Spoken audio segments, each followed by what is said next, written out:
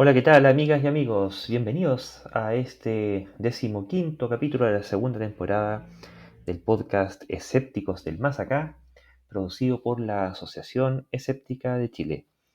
En esta ocasión contamos con la compañía de Mario Peralta y Daniel Durán. ¿Qué tal, muchachos? ¿Qué tal, Lucho? ¿Qué tal, Daniel? Un saludo a los auditores. Y aquí, nuevamente, en cuanto se llama, en cuarentena. Un saludo y cuídense.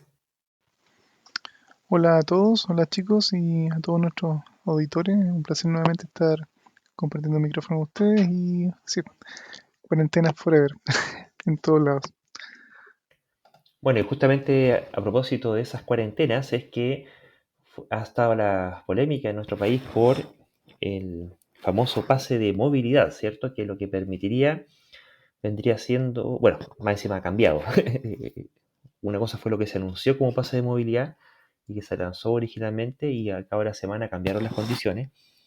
Así que es un pase que ahorra el trámite de tener que sacar permisos cada vez que uno sale a las personas que salen y que basta con contar con las dos vacunas, o sea, quienes ya tengan las dos vacunas y el periodo correspondiente de activación de ellas, para que mediante este pase puedan transitar durante los periodos de cuarentena sin necesidad de sacar otro tipo de permiso. Y eso suscitó toda una polémica, Daniel. Bueno, efectivamente, desde el principio que se anunció este pase ha habido polémica. Puedo mencionar, por ejemplo, al columnista Daniel Matamala, que ya el 29 de mayo, ya hace por lo menos ya un fin de semana atrás, una columna titulada Un paso adelante, en el medio de la tercera, hablaba de justamente lo cuestionable que era esta idea como medida, dado que en general las políticas de gobierno han sido bastante erráticas y no han ido muy acompañadas de la evidencia científica o de las opiniones de expertos. Partiendo del caso que ya justamente un par de semanas antes ya los expertos venían anunciando que los casos podían dispararse por sobre los 8.000 y el ministro en tono más bien irónico decía, ¿y de dónde sacan los datos? O, veamos si eso es cierto. Y resulta que, claro, lamentablemente la realidad ha sido indomable y le hemos enrostrado insufriblemente que los expertos tenían razón. Y Prácticamente además de pasaron eso, 24 horas desde que él tuvo que decir eso. claro, así que efectivamente, y esto se suma además al hecho ya que es casi una vergüenza nacional, mundial, no sé, galáctica, ya que antes se decía que teníamos el mejor sistema de salud de la galaxia. El hecho de que gran parte de todas estas medidas y todas estas cosas del plan paso a paso y las decisiones, el ministro de Salud, Enrique París, siempre las adjudicaba o las colocaba como una parte de una decisión de la mesa COVID. Y el problema fue que desde hacía ya rato el colegio médico le estaba pidiendo las actas al gobierno para decir, bueno, ¿quién es esta mesa COVID? ¿Quiénes la componen? ¿Cuáles son las actas? Que en el fondo muestra las discusiones que han tenido y cómo se han tomado las decisiones que se han tomado. Y se pidieron por ley de transparencia y todo, y finalmente, para vergüenza mundial y galáctica, resulta que dijeron que no había una mesa como tal, de hecho no hay acta y que ni siquiera no hay un listado de presentes. Al final, en última instancia, la mesa COI son el presidente Piñera, su ministro y la subsecretaria tal vez, y a lo mejor una que otra persona que estén dando vuelta por ahí. Y eso tomando, no sé, con papel encima de la mesa, con una planilla Excel, que puede tener datos más o menos fidedignos, y con eso, y un poco de dedo arriba, dedo abajo, están tomando decisiones. Y eso a contrapelo de lo que muchos de los expertos le están advirtiendo desde semanas y desde siempre. Así que la cosa con el pase de movilidad es compleja porque en el fondo da más movilidad de la que ya hay y se sabe de por sí de que la movilidad va correlacionado con mayor cantidad de contagio. Y eso es lo que justamente hemos estado oyendo y viendo la última semana.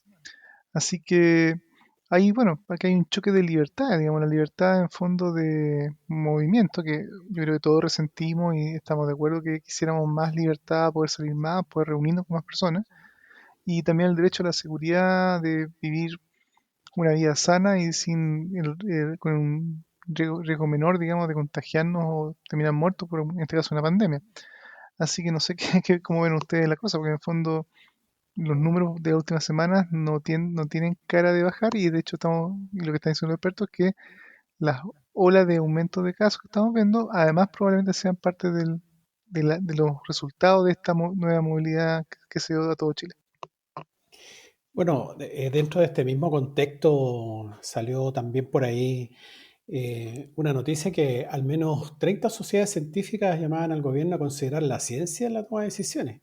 Y bueno, estas sociedades científicas, está la Sociedad de Microbiología, de Inmunología, hay una serie de, ¿cuánto se llama?, de gente, de sociedades científicas, que son gente que está estudiando esto y que extrañamente no se está tomando en cuenta. O sea, eh, el tema del pase, que tal vez sea bueno, pero al parecer el problema es en la oportunidad. O sea, en definitiva no podríamos tener un pase de movilidad teniendo estos picos de contagio.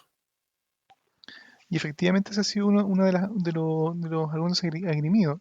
Y hay que reconocer de que desde el día en que se anunció que iba a haber un pase de movilidad amarrado a que las personas tuvieran sus 2 vacunas colocadas, ya con su ciclo de vacunación completado y los 14 días, resulta que de pronto hubo un pic de interés por mucha gente de poder vacunarse. Y de hecho eso es muy positivo, digamos.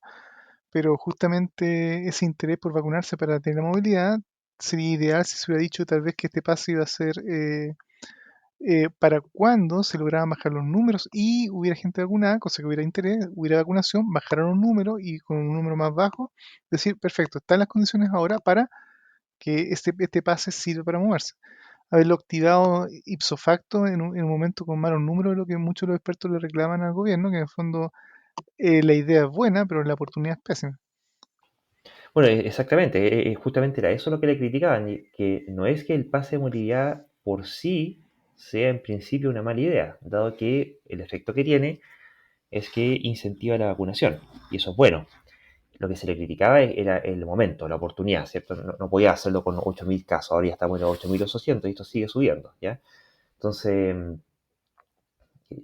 y yo creo que hay que ver, hay que saber leer las cosas que esto, sobre todo el ministro dice, porque eh, hay, hay información en cómo se dice y hay información en lo que no se dice, ¿sí? Por ejemplo, cuando le, yo sigo a varios analistas de datos, varios de ellos los conozco personalmente, y soy en ese sentido testigo de cómo esta gente sistemáticamente desde que empezó esta pandemia han nutrido, aportado y aumentado y mejorado el análisis de todos los datos que se publican, los han corregido, gracias a ellos es que esta cuestión un poquito más o menos se ha enderezado. En aquella época, acuérdense que incluso hasta habían datos que no se mostraban o que se amañaban para hacerse cargo de los rezagos, y hayan muertos mal contados, que sea una serie de cuestiones que se han estado corrigiendo.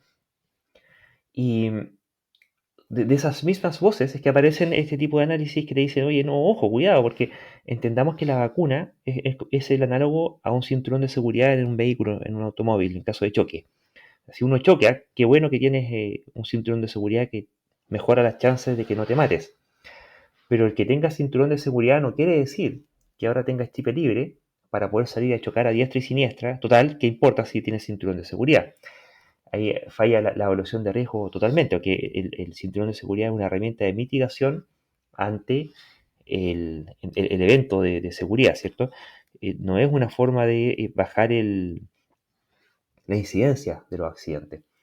Además tenemos que tampoco es una vacuna que sea totalmente efectiva, tiene su porcentaje de cobertura, ciertamente, pero no todos terminan salvados de cuadros graves. Y si no hay suficiente cuidado, y dado que estamos en una fase ascendente de contagio, perfectamente puede darse el caso de que terminemos con muchísima gente vacunada, pero con muchísima más gente todavía infectada. Y eso perfectamente puede redundar en que las UCI sigan colapsadas por un buen tiempo más y se siga muriendo gente que no tiene dónde atenderse porque está todo colapsado. Entonces, el tema del momento es una variable súper relevante. Y a mí lo que me hace pero mucho ruido respecto a este tipo de decisiones, a propósito de esto que tú mencionabas, Mario, ¿cierto? De que 30 sociedades científicas le manifestaron su rechazo al momento en que se estaba promoviendo este pase de movilidad. Y es que, ¿en qué se basaron para tomar esa decisión? ¿Se basaron en el consenso experto? Le preguntaron a varios expertos de distintas áreas y, y en consecuencia tomaron la decisión. De haber sido el caso, habría sido una cuestión bastante pública, ¿cierto? Se habría debatido un tiempo, hoy, aunque te hubiera demorado una semana, qué sé yo. Y en base a eso se podría haber tomado una decisión. Pero no. Esta cuestión la conversaron en cuatro paredes. No sé cuántas más personas, yo creo que con una mano alcanzan los dedos, sobran para contar a las personas que tomaron esa decisión. Lo anunciaron y la sociedad científica y el colegio médico alcanzaron a reclamar y hacer notar que era una mala idea en los pocos días que pasaron entre que se anunció y que entró en vigencia. O sea, lisa y llanamente, eh, ni siquiera es que lo hayan hecho a contrapelo de lo que los expertos hayan propuesto, que eso se podría decir después, cuando ya los expertos se encuentran con que el plato estaba servido y dan su opinión, se encuentra que es un problema, sino que aquí, lisa y llanamente, la opinión de los expertos, lisa y llanamente no fue tema. ¿Ya? Eso fue una cuestión totalmente al tuntún, como ha venido siendo la gestión de toda esta pandemia, Mario. Bueno, como tú mencionaste, justamente la Organización Panamericana de la Salud hace el hincapié que en realidad este pase verde, este carnet, digamos, eh, podría ser razonable, digamos, eh, como medio, digamos. Pero tomando las consideraciones que justamente estás mencionando tú, o sea, considerando, digamos, no justamente en el pic de la infección, sino que en un valle, digamos, en algo así, donde nosotros estemos claros que este pase puede ser bien utilizado. Y además hay que considerar el hecho de que, a pesar de también que hay más interés por la vacunación, en las últimas semanas ha habido bastante polémica y preocupación porque han habido noticias y anuncios de que han habido algunos casos de personas con efectos secundarios intensos de alguna vacuna, me parece fue esta La vacuna que puede AstraZeneca. producir AstraZeneca, gracias, que puede producir y se sabía de antemano que podía producir tromboembolismo y es aparentemente lo que se dio y finalmente el gobierno tuvo que salir a anunciar que habían parado el uso de esta vacuna hasta investigar y hasta ahora no estoy seguro si ya han dado alguna conclusión. Ahora Bueno, el fue detalle es que un, fue un caso de un hombre de 31 años, me parece, ujú, que presentó esto, pero de todas maneras es uno entre, no sé, sí, no, o correcto. sea, Es un riesgo, digamos, y eso se sabe, digamos, y de hecho está bien que haga la investigación, no digo que esté mal. Lo malo es que también se da la mala suerte, digamos, de que haya habido este caso y si bien no sé si finalmente la investigación te muestre si hay una conexión causal o no, puede ser, digamos, no es problema, pero, o sea, no es problema, sería bueno saberlo, sin lugar a dudas. Sí, pero es un hecho que, claro, los riesgos de tener COVID son mucho más altos y de hecho una de las cosas que sí causa el COVID es justamente el tromboembolismo, así que si alguien está preocupado por tener un tromboembolismo por una vacuna, tener COVID multiplica por muchas más veces el riesgo de tenerlo, así que es para considerar. Y justamente es un caso también de muchos, pero lamentablemente es mala suerte, digamos, en el sentido que en un punto de pique de interés por la vacuna haya digamos, este caso que es una antipropaganda o mala propaganda, en el momento también la oportunidad que se está dando, y también el hecho de que también hay gente que ya se está vacunando con AstraZeneca y eventualmente están sus segundas dosis y no está claro qué va a pasar ahora. ¿Qué pasa con los que necesitan una segunda dosis? Sí que de partida van a querer vacunarse con la segunda dosis y aún si quieren, ¿qué cosas les van a poner y dónde? Si es que eventualmente la vacuna está detenida, digamos. Así que es una situación también bien compleja en ese sentido. bueno, hasta ahora se han vacunado 320.000 personas con esta vacuna, por lo tanto, un caso, digamos, es un caso aislado. De hecho, se tomó como precaución que ¿cuánto se llama? Van a ser inoculados los hombres menores de 45 años hasta que se termine con la supuesta investigación que van a hacer, o sea, con la investigación que van a hacer. Entonces, se tomaron algunas consideraciones ya.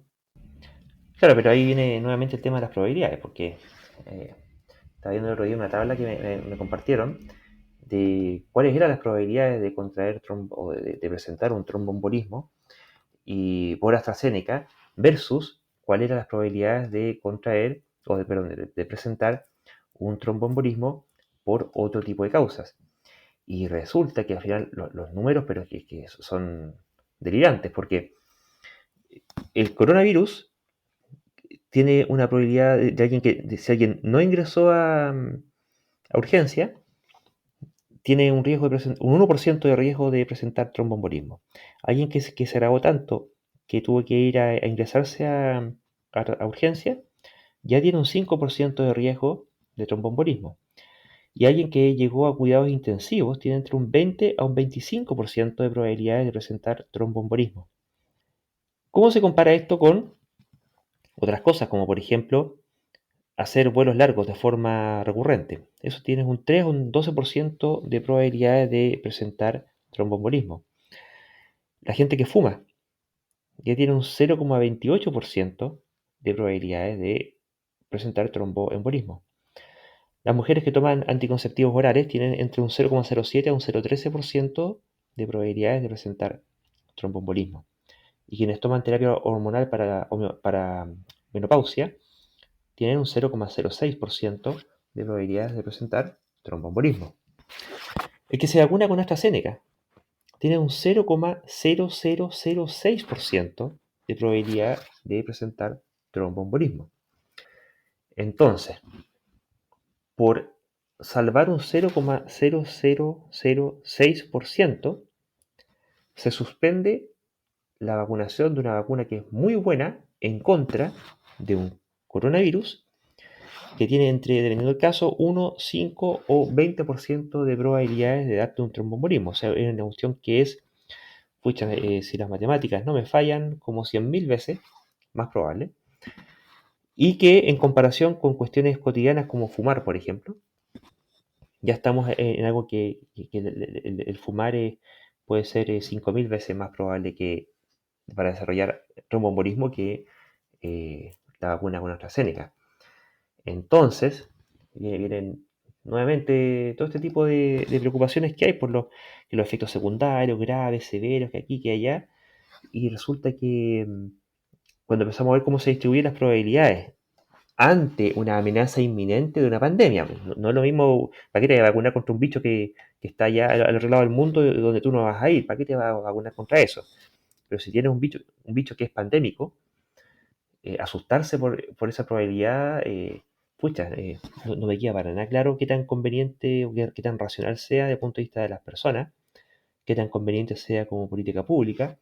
Y por último, dado que ya lo han estado investigando, ver cuáles son los antecedentes que podrían producir que una persona tuviera algún tipo de predisposición y por la cual se le produjera este tromboembolismo y eventualmente tomar las medidas del caso, salvo como que para esa persona que tiene tales antecedentes no se vacune con AstraZeneca o tome, qué sé yo, algún tipo de anticoagulante preventivo mientras tanto, y se solucionó el asunto.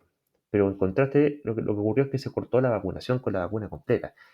Y ahí empezamos a ver cuántos muertos y secuelados va a haber por coronavirus, versus lo que podría haber producido el tromboembolismo de un punto de vista menos utilitarista. Creo que fue una decisión bastante poco feliz. ¿Qué opinas tú, Daniel? Oye, Lucho, pero si las personas pensáramos en función de probabilidad, en todo ese tipo de cosas, como esa descripción que hiciste tú, no jugaríamos a la lotería para empezar.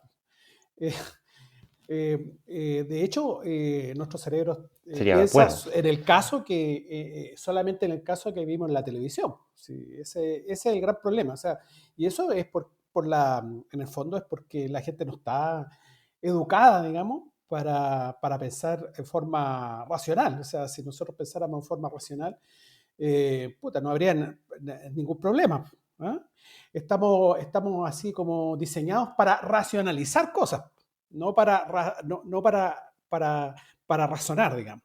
Entonces, eh, a mí me parece, digamos, que el gobierno funciona en base a eso, en base a que la gente ve este caso y para ellos ese es el problema, o un caso anecdótico que no tiene ninguna importancia tal vez, para las personas sí es importante. Y bueno, yo quería comentar que es espectacular que hayas encontrado esa información o hayas accedido a esa información de probabilidades comparativas para ver, entre comillas, en su justo mérito los riesgos. Y eso es el tipo de cosas que yo también esperaría que hasta el mismo gobierno, todo, difundieran más para poner justamente en su justa medida la información de las cosas que pueden pasar. Pero no es lo que vemos. Esa información que justamente hay que casi rasguñar la red para encontrarla o averiguarla. Y Justamente, justamente hay una, como chiste que dicen que hay mentiras, grandes mentiras y estadísticas. Por ejemplo, el, bueno, no sé si todos necesariamente tengamos la suerte, digamos, de tener a veces familiares, amigos, conocidos, colegas o alguien que de alguna forma u otra conversamos y que tienden a veces ser como escéptico en el sentido más bien negativo, digamos, no, yo no creo en las vacunas, yo no creo en el gobierno, conspiracionista o directamente antivacuna, yo tengo mi cuota y dosis de conocidos y amigos que caen en esa categoría, aunque uno no quiera, digamos, pero uno los conocía de antes, así que bueno, son como son, hay que quererlos como son, como se dice. Y resulta que, por ejemplo, que dentro de las discusiones amenas que uno puede tener con ellos, uno de ellos mencionaba que justamente como evidencia de lo perverso o lo malo que son las vacunas, que hay gente y millones de personas muriendo por las vacunas, en Estados Unidos desde que habían comenzado las vacunaciones, que en Estados Unidos deben haber partido hace unos 5 meses tal vez, ya han muerto casi 4.000 personas. Y resulta que entonces eso muestra que evidentemente esta vacuna está matando gente. Y resulta que yo hice mi tarea como en ese dijo, ¿en serio? Eso es interesante. Y me llevé varias sorpresas. De partida, tiene razón, es verdad. Desde que comenzaron las vacunaciones han muerto como 4.000 personas.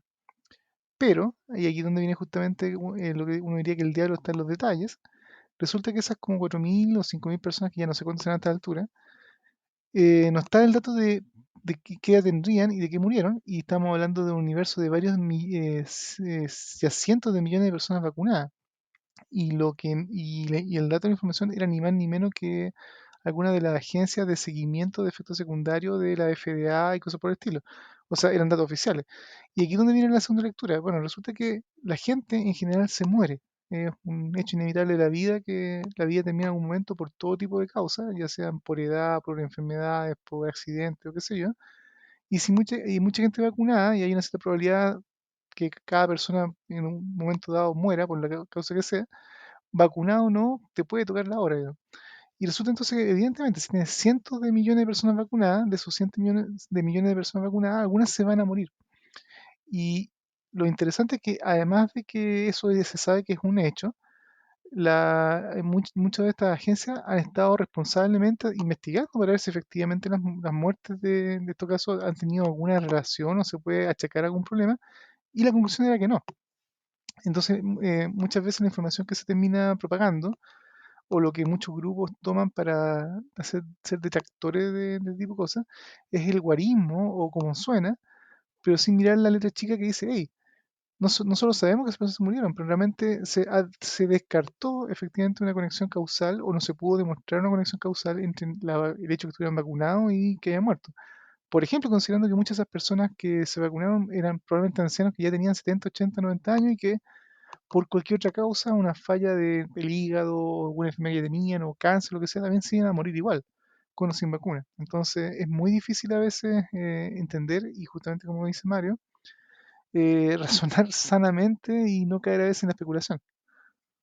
Bueno, justamente lo que estaba diciendo, o sea, como estamos hechos para racionalizar cosas y no para razonar, lo que en este caso el Estado, digamos, debiera haberse preocupado desde hace mucho tiempo en educar a las personas en este tipo de cosas. De hecho, las estadísticas no son tan fáciles de entender y cuánto se llama, qué significa tal o cual cosa. Nosotros tal vez lo entendemos más porque bueno, tuvimos una formación hacia eso y de todas las personas que tienen formación, hay gente que está formada, no sé, en otras cosas y no tiene por qué saber estadística o qué es lo que significan las estadísticas.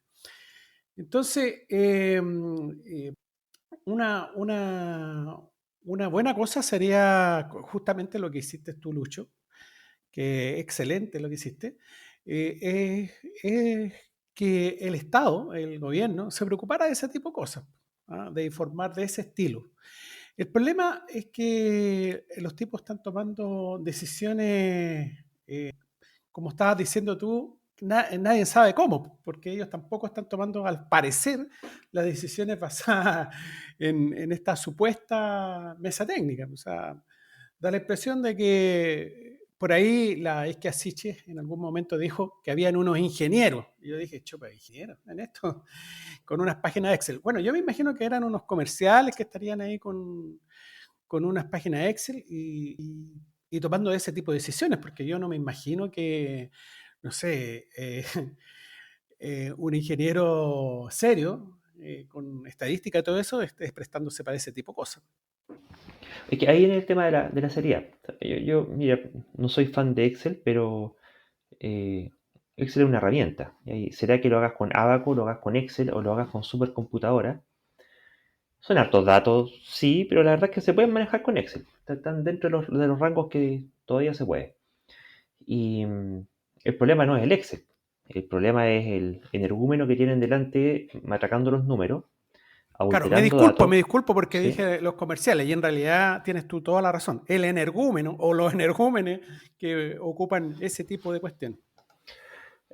Claro, que no hay que echarle la culpa al martillo de si terminó incrustado adentro del cráneo de una persona, sino que hubo alguien que tomó ese martillo y lo usó para eso, ¿cierto?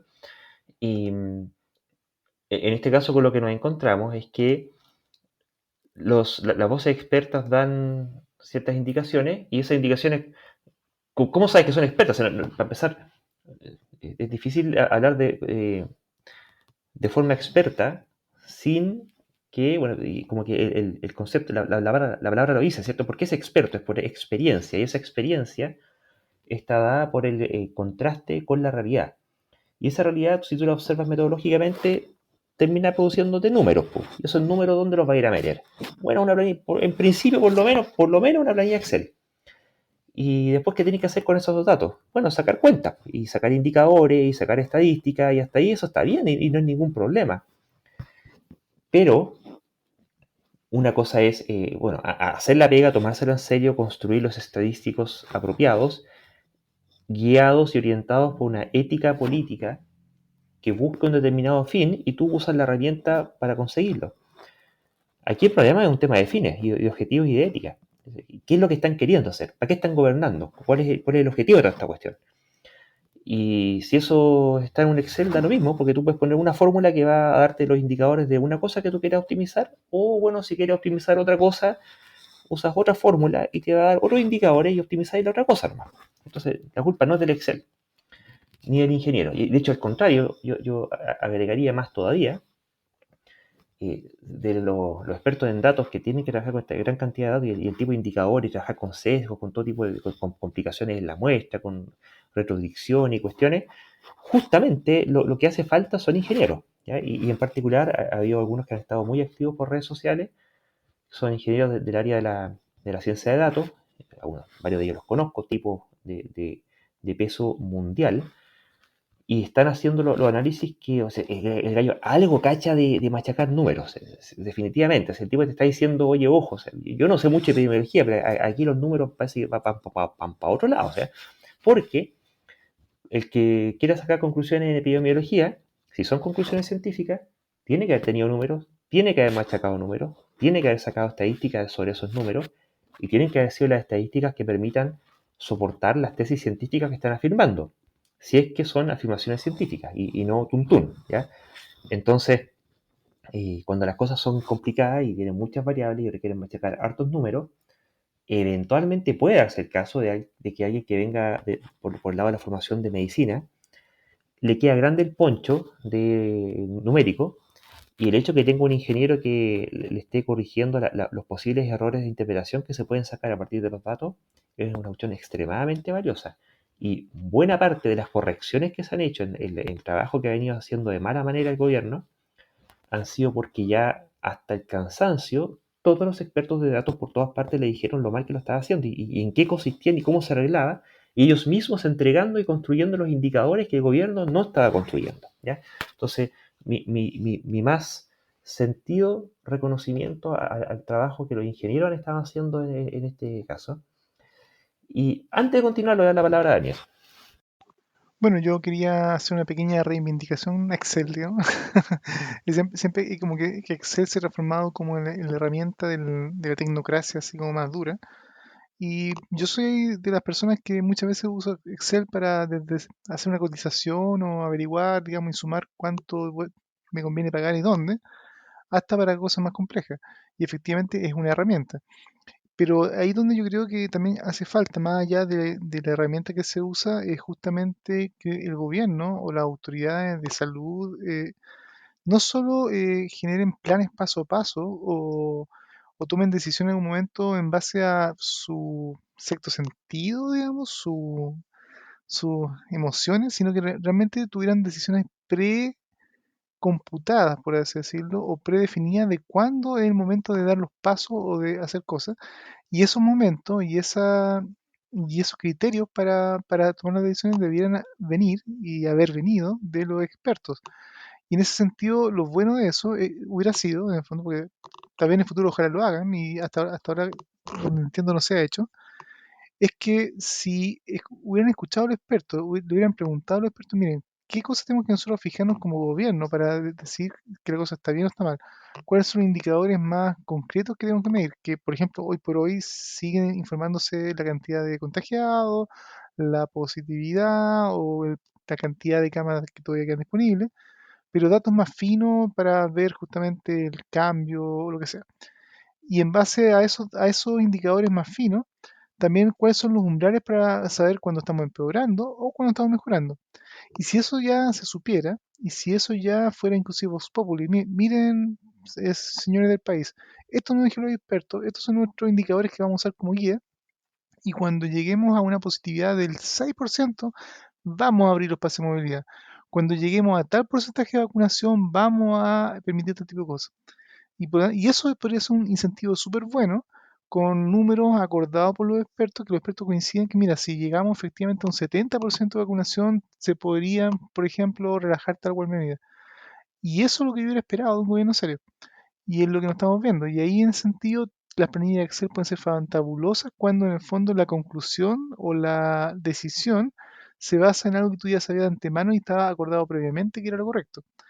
En cambio, si lo que uno hace es agarrar una planilla Excel para comenzar a meterle todo tipo de datos, de los datos de los días, todo, y no sé, pagarle a alguien para que en el fondo torture los datos hasta que encuentre que alguna cosa bajó, y en base a que esa cosa bajó, uno diga, ya, perfecto, bajó la edad de las personas que a lo mejor se dan de alta más temprano en las mañanas. Como bajó eso, vamos a pasar a esta comuna, entonces decidimos dejarla ahora de cuarentena a fase 2 o qué sé yo. Porque siempre puedes encontrar alguna justificación en los datos torturándolos para tomar una decisión que tú de antemano tú querías tomar.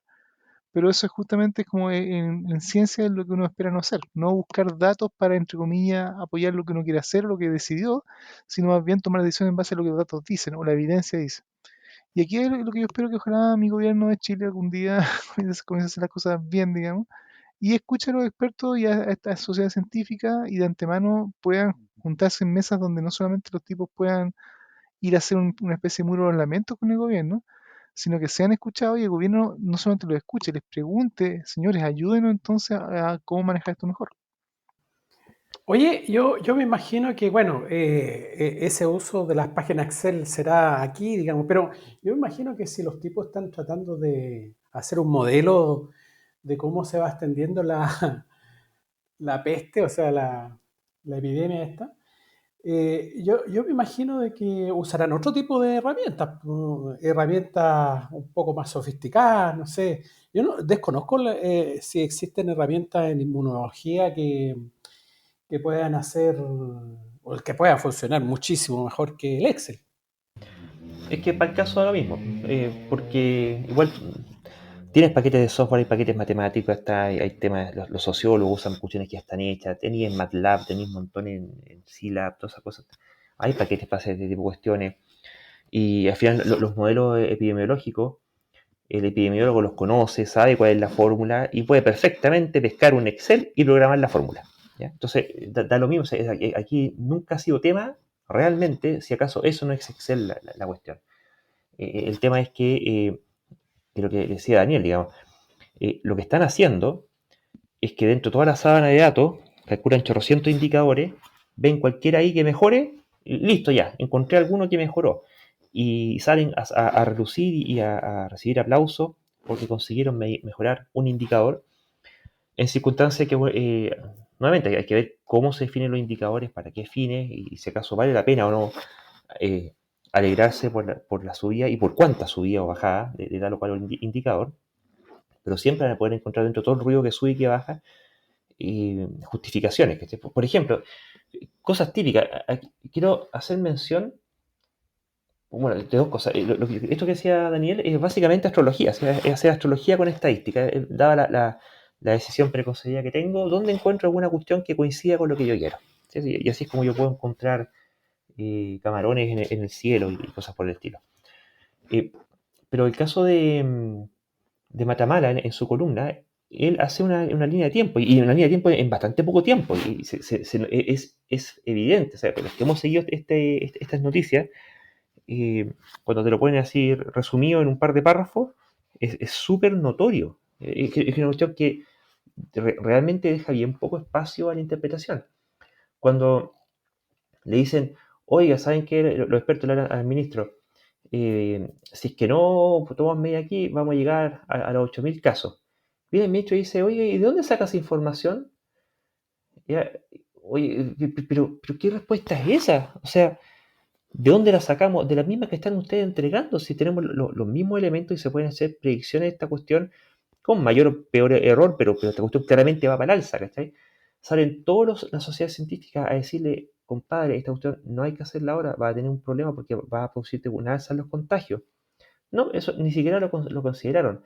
Cuando el colegio médico le pidió las actas para saber si, básicamente para contrastar y auditar si es que acaso efectivamente las decisiones que se estaban tomando, las estaban tomando en virtud del consenso y las sugerencias de expertos que supuestamente estaban en esta mesa, termina ocurriendo que la mesa no existía, no había nadie contratado, no había ningún acto, o sea, con suerte era una llamada telefónica a dos o tres pelagatos y se acabó. Recordemos que la Católica se bajó a la mesa de datos, la USACH se bajó a la mesa de datos, hubo unas otras personas que no fueron bullados, pero que las bambalinas sabíamos de ellos, que también se fueron bajando de la mesa, no a la mesa de datos, de la mesa COVID, por ejemplo, el Instituto Milenio para los Datos se bajó de esta mesa, y ya finalmente el Colmed, el Colegio Médico, también se fue. Y todos reclamaban lo mismo, o sea que no los pescan.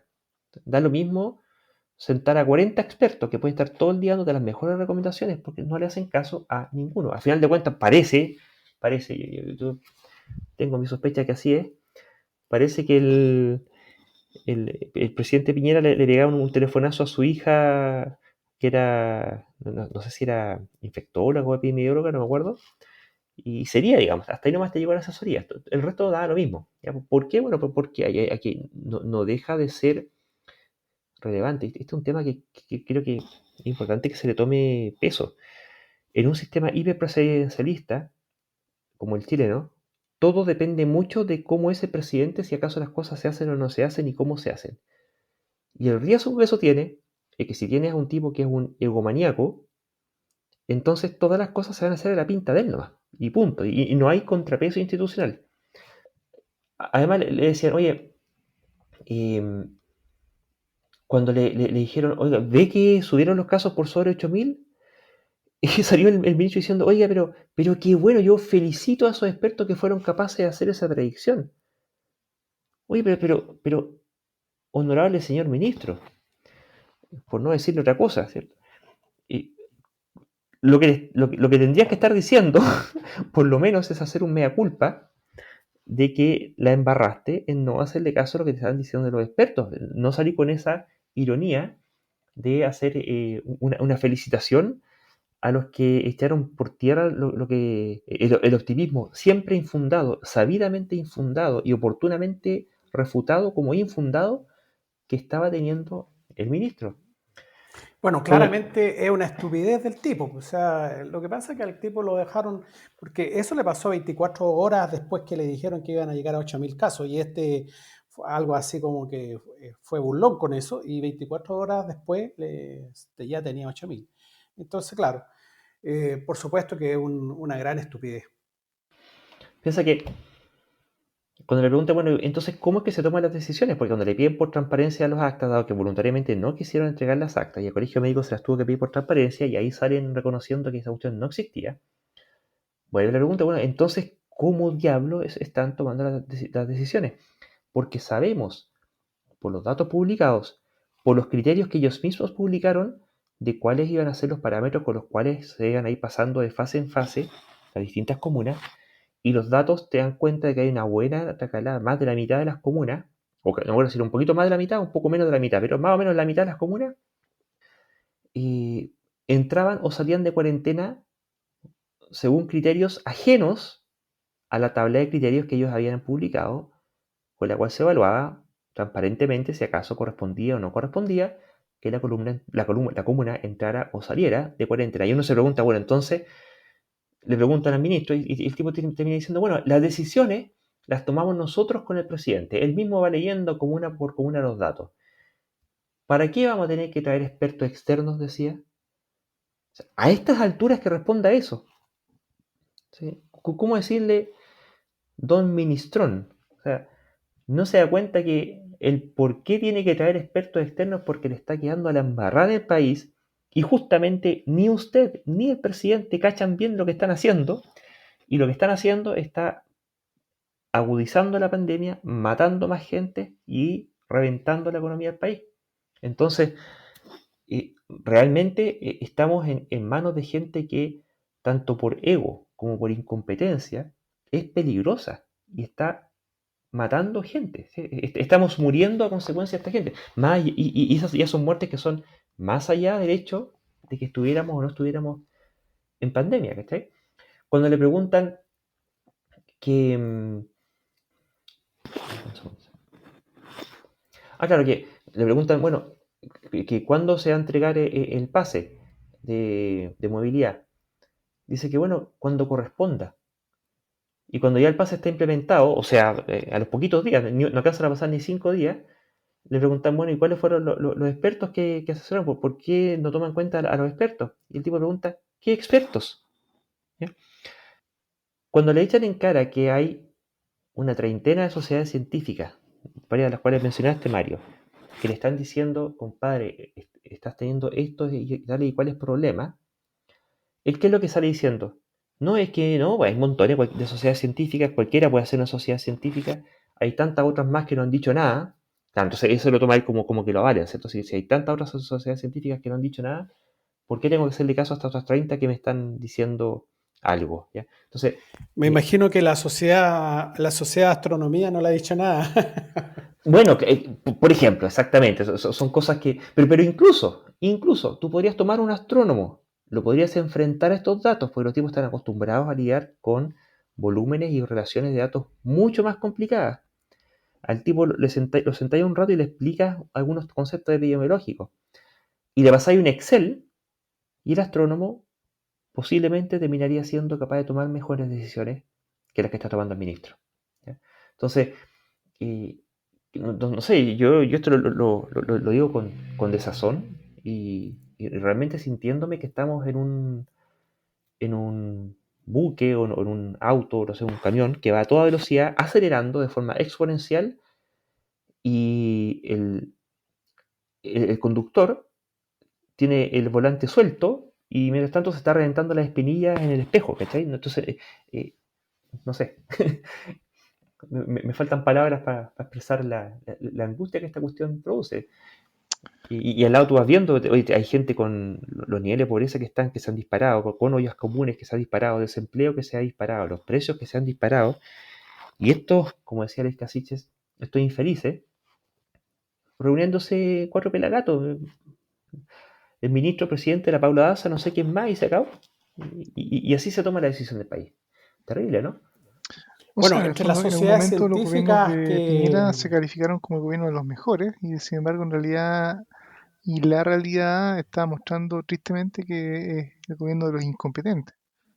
Y justamente el Oye, problema de tener un so- incompetente que toma decisiones y que es la persona que tiene que tomar algunas decisiones, es que si toma malas decisiones, justamente embarra y sencillamente hace fracasar todo el buque. Es poner al capitán del barco siendo incompetente, eso es la verdad. Entonces, si después el banco encalla o se va directamente contra la costa, ¿qué más se puede esperar si ahora sabemos que el tipo en realidad en vez de ver las cartas náuticas o ver su instrumento o preguntarle a los oficiales que saben de manejar barcos, en realidad se junta con el cocinero y con el doctor del barco para manejarlo? Y decir, no, tenemos que ir al oeste porque, no sé, porque me tinca, porque yo soy capitán, porque lo que sea. Es un desastre. Oye, quiero mencionar algunas de las sociedades científicas estas que hemos mencionado anteriormente. Yo había dicho algo de microbiología e inmunología, pero también está la de informática, la sociedad de la evolución, de neurociencia, psicología, biología celular, la sociedad de biología, de bioquímica, de botánica, etcétera. Hay una infinidad de sociedades que firman ¿cuánto se llama? Este llamado al gobierno, digamos, que le tomen en cuenta ¿cuánto se llama? La voz de la gente que sabe al respecto. Bueno, y también agreguémosles otro sesgo estadístico, que ya a esta altura, de verdad que yo ya ni siquiera lo llamaría sesgo estadístico, lo llamaría derechamente caradurismo, ¿ya? Que consiste en ir cambiando el punto de referencia al momento de evaluar qué tan terrible estamos. Porque fíjense en las declaraciones que hace, ahora lo ha vuelto a hacer y lo sigue haciendo, si ha sido habitual. Entonces usted dice, mira, oye, proyectamos que podemos llegar a los 9.000 y que resulta que llega el momento y no, estamos en 8.800. Pero mira qué bueno, ¿viste? Estamos 200 por debajo de lo predicho. Estamos muy bien. Después te dicen, oye, pero eh, estábamos cuando estábamos en 7.000 te decíamos que esta cuestión podía llegar a 9.000. Pero mira qué bueno, estamos en 8.000. Entonces, estamos bien. Y, oye, se están muriendo 200 muertes al día. Sí, mira, es terrible, pero mira, no es tan malo porque estamos solamente a 100 por encima de los 100 que teníamos antes. Entonces, eso es solamente el doble. Oye, es una forma de ir cambiando el punto de referencia siempre a elección para salir como que no, la cuestión está bien, está todo bueno, ¿cachai? Oye, y es un médico. Yo no sé si. Me imagino a ese tipo haciendo una operación de vida o muerte y teniendo que tomar un tipo de decisión en el momento ahí con el paciente abierto, ¿cierto? Eh, si acaso a alguien le podría gustar estar en manos de este caballero. Es una pusilanimidad realmente a toda prueba. Lo que sea que le digan está siempre maravilloso. Entonces, en ese mundo de maravilla que este tipo se construye, y yo creo que hay un tema de sesgo psicológico ahí, de justificación y de autoservicio, que es bien importante, que es básicamente la única forma de poder vivir contigo mismo ante la evidencia abrumadora de que tienes el completo desastre en el país y que es Claro, responsabilidad lo que, tuya. lo que pasa es que el tipo se toma como personal todas las críticas que hacen. Y bueno, pero como dijiste tú, él es médico y tiene que entender que la crítica es fundamental en este tipo de cosas. En ciencia la crítica es fundamental. Entonces, él se la toma muy mal y piensa que es un ataque personal. Y en realidad la crítica uno siempre, desde el punto de vista de la ciencia, la crítica siempre uno la tiene que tomar eh, eh, bien y incorporarla dentro de lo que está haciendo. Y también yo creo que sea un factor de que este amigo, además de que ya yo creo que tiene que hacer resorte de la ironía y estas cosas extrañas, y también yo creo que un poco de racionalización, como dice Mario, esa palabra es muy buena, que él tiene que hacer también para, entre comillas, dar la cara y justificar decisiones que a lo mejor inclusive él no toma. O sea, tal vez puedo hipotetizar que en algunos casos le haya dicho, no, en realidad eso tal vez no es buena idea, tal vez hagámoslo después todo y en base a algún consenso, estos grupo de 4 o 5 personas, o mejor el mismo presidente dijo, no, yo creo que esto nos va a hacer bien, esto es bueno para el país, así que se inicia este jueves. Y resulta que el tipo, bueno, él no es el capitán del barco, digamos, pero tiene que salir a la cara y decir, bueno, anunciamos que esto parte el día jueves, o esta comuna salió o se mueve de tal o cual zona el jueves. Y tiene que lamentablemente defender esa decisión. ¿Y cómo lo puede hacer aunque él esté en desacuerdo? Tiene que hacer resorte y de cualquier cosa que suene un argumento para justificarlo. O sea, probablemente sería raro escuchar a un ministro diciendo, bueno, tomamos la decisión de aumentar esto o esta decisión, de la cual yo no estoy de acuerdo, pero me mandaron a hacerlo. O sea, alguien dice eso y lo echan en 20 segundos. Entonces, ¿cuál es la única respuesta? Es dar cualquier excusa que tal vez se te ocurra en el momento o si te hace pregunta el periodista, responder cualquier pachotada o lo que sea con tal de salir jugando con la pelota, como se dice, pero aunque no sea una estupidez. Y en el fondo dar un poco manotazos de abogado con tal de decir, bueno, sí, esto es una buena idea. Aunque en realidad inclusive en el momento mismo haya pensado y sigue pensando que es mala. Y sin argumento justamente para defenderla. Yo creo que eso es lo que estamos viendo en realidad. O sea, no respuesta o mala respuesta o cosas que son entre ironía, burla o sencillamente ya insensatez, con tal de defender ideas que los expertos y todo el mundo le dicen en la cara una y otra vez que son malas o no son lo buenas que ellos pintan. Bueno, pero todo eso se soluciona, dado que causa tanta disonancia cognitiva y tanto eh, conflicto personal, se soluciona dándole el premio Copihue de Oro a la subsecretaria Paula Daza, en la categoría reina, ¿cierto? De este premio que da el diario La Cuarta, producto de haber respondido cuánta pregunta le hicieron respecto del coronavirus. Y una cuestión que parece, puede ser jocoso, ¿cierto? De que mira qué simpático, que es un premio que se da típicamente por motivos de farándula. Y así farandulizan a una funcionaria pública que está en un cargo político a cargo de la peor pandemia del último siglo y que en Chile ha tenido un resultado estrepitoso, ¿sí? Así que es una cosa muy simpática, muy monona, muy, muy amorosa, ¿cierto? Me hace recordar cuando el ministro París le reclamaba al colegio médico y que pasaban puro criticando que por qué no aportaban en algo. Y yo me preguntaba, bueno, ¿acaso tienen que recordarle al ministro París que le haga caso a los expertos que tiene ahí, que lo están asesorando y que le están diciendo las cosas? Es justamente eso, ¿no? Así que yo creo que hay que felicitar a la subsecretaria, es un premio muy bien ganado. Bueno, es Y una forma increíble de banalizar todo lo que ha pasado claro, con esa claro, pues, cuestión de, es un insulto, es un insulto. O sea, bueno, ahí, no sé cómo habrá que leerlo, digamos, pero si yo lo veo, si quiero entender al premio Copihue, que en general es bien recibido, ¿sí? Dado que es bien recibido, yo lo interpreto como un insulto. ¿Cómo es posible que le den un premio a una tipa que con este otro tipo y con el otro tipo que está más arriba tienen el desastre que tienen? Eso es realmente un insulto, salvo que en realidad me lo quieran plantear como una ironía, ¿cierto? Que ya cómo le ponemos el gorro de Tony a esta gente, y pucha, le regalamos un Copihue de oro en categoría reina, ¿cachai? Entonces, si lo plantearon de esa forma, pero no vi que se planteara de esa forma, yo podría entender que es una ironía y un insulto hacia ella, ¿ya? Pero no, aquí, hasta donde yo entiendo, este premio es en serio, y es un insulto y una banalización, justamente una desestimación, y además diría yo, una influencia o un intento de influencia a través de los medios de comunicación para mejorar la imagen del gobierno, dado el vínculo político que tienen eh, este tipo de medios con el gobierno. Entonces, eh, para mí es más bien una operación un intento de operación bastante rasca, digamos, bien guachaca, de hacer un lavado de imagen. ¿Ya? Y no como otros casos más serios, ¿cierto? Como lo que ocurre en Cuba, Mario.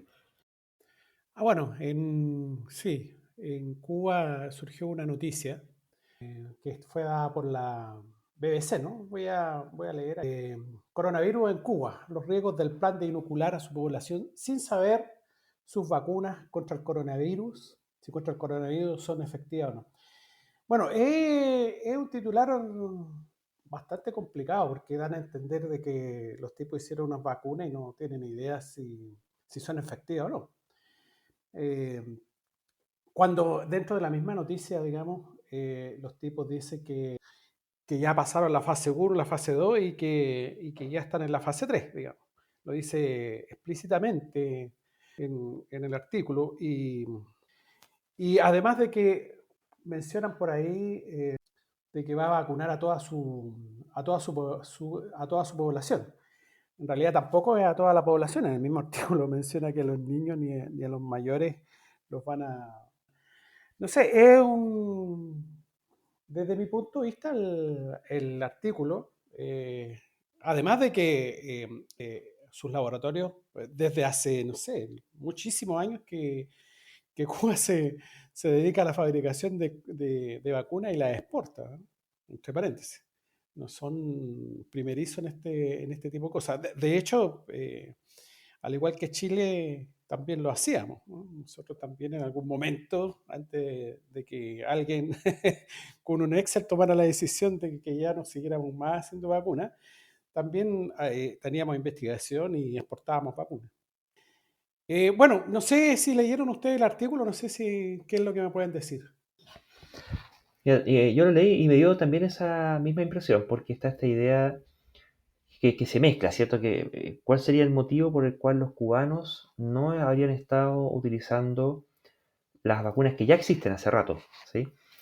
Y claro, hay motivos ahí que son geopolíticos, entre los costos por una parte y la dependencia de tales o cuales países con los cuales no tienen buena aveniencia.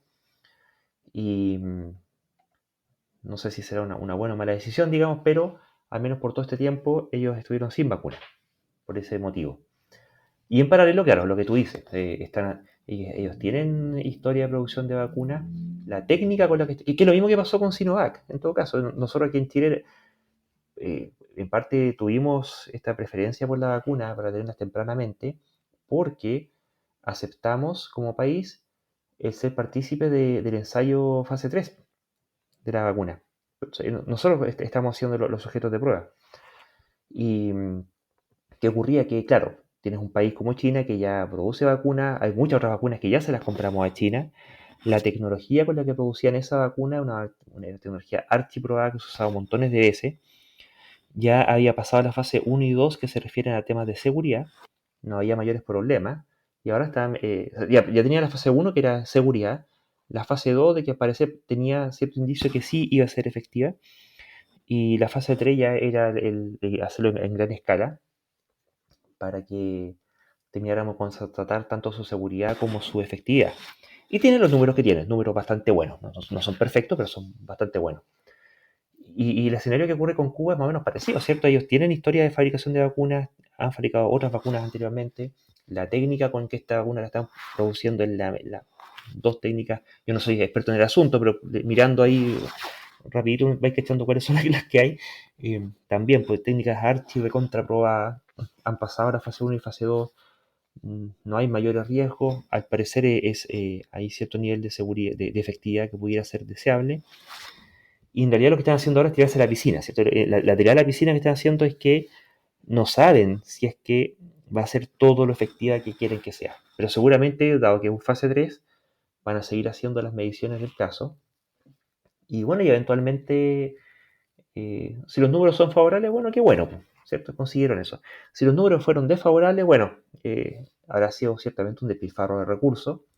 Eventualmente pudieran arreglarlo, ¿cierto? Y tuvieran que revacunar a la gente. Y ahí donde ya pasa la cuenta. Yo creo que la parte que uno podría un poco criticarles a este gobierno, a ese gobierno, es la decisión de que teniendo la posibilidad de comprar vacunas a tiempo, no lo hizo, por motivos geopolíticos. Yo creo que ese tema es un tema ético debatible, pero no necesariamente la aprobación de urgencia de la vacuna que están produciendo. No sé qué opinan. Bueno, se ha producido en todo el mundo de ese mismo estilo, además de que, bueno, tienen su propia agencia reguladora, al igual que lo tienen todos los países. Y bueno, tengo entendido que están adscritos tanto a la OPS, a esta Organización Panamericana de la Salud, como a la internacional, ¿no es cierto? No recuerdo cómo se llama la Organización Mundial de la Salud, la OMS, ¿no es cierto? Están a las dos. Y sus agencias son reconocidas, digamos, por la OMS y la Panamericana. Entonces, no sé no debería haber problema. Bueno, en todo caso está por verse de aquí a un par de meses, unos 3, 4 meses, vamos a saber los números reales que van a presentar. En todo caso, la población que van a vacunar va a ser harto menor que la población chilena, entre paréntesis, que había que vacunar acá. Así que, bueno, está por verse. Yo encontré un poquito sensacionalista el titular Y este de la BBC. ¿Eh? tendencioso. O Sí, sea, por una duda, un poquito pero en el pasado fondo, de rosca. o sea, técnicamente el titular yo creo que es preciso en el fondo, porque como se apuraron demasiado con la fase 3, que es para ver si las vacunas son efectivas, están vacunando masivamente sin saber si son efectivas. Yo creo que el titular es correcto en ese sentido. Y en realidad, no, yo diría que no me queda más que desearles a los cubanos y a sus vacunas que ojalá sean efectivas, de manera que toda la gente que se inocule ahora en forma tan temprana, efectivamente logre tener una inmunidad y una protección contra el virus que sea alta.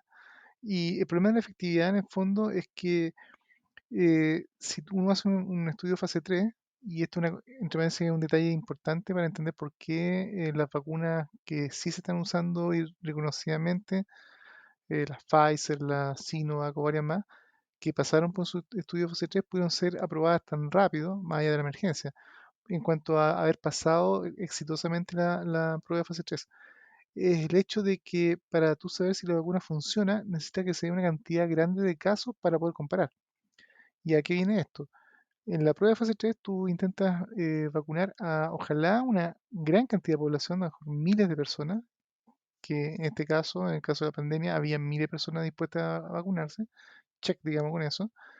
Y ahí tú tienes que hacer efectivamente todos los principios científicos de pruebas randomizadas, aleatorias y ciegas. Entonces tú vas a vacunar con un grupo control que va de una vacuna placebo, varios miles de personas, y un grupo experimental que va a recibir la vacuna. Y como tú quieres ver si la vacuna es efectiva, tú lo que necesitas hacer es acumular casos de gente que se enferme. Y en este caso, ¿qué pasa con las vacunas, por ejemplo, de enfermedades en años anteriores, digamos, o otras vacunas más antiguas, en enfermedades que no eran pandémicas?